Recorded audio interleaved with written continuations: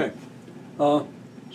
Using a calculator or anything else, you can find that log 3 is about 0.477, log 2 is about 0.301. So this equals then x approximately to the 0.477, and approximately is the best we're going to do here. Now your calculator will approximate this to many more significant figures. That's 0.477 over 0.301, but ultimately wherever it ends, then you have round off error. Okay, so, and that's equal then to approximately x raised to the 1.58. Now that number is close to halfway between 1.58 and 1.59 if you use enough significant figures in these numbers, but that's going to be at least to 3 significant figures, your approximation here.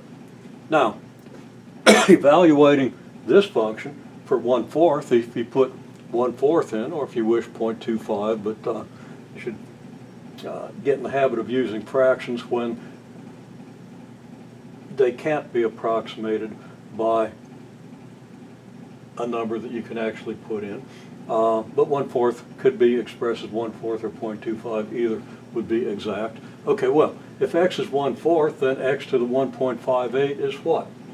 Well, x to the 1/4, I'm going to kind of write it in here, right over my line. F of 1/4 is approximately 0.111. F of 1/2 is approximately 0.333. So we seem to almost have a pattern here. And F of 3/4 is approximately 0.634. Now that's each of these numbers to 3 significant figures. You can compare your estimates here and here with these actual values, and of course, hopefully you were able to calculate the actual values, but that's what they are, that's how they're calculated. All you have to do is know that there's a log button on your calculator and how to raise a number to a power, and I assume everybody knows how to do that. Okay, and actually I asked you to evaluate it for x equals 2, not for 3/4, so I didn't really think about that, and well, you can do the evaluation for x equals 2 and compare with what you get, with what you estimated previously.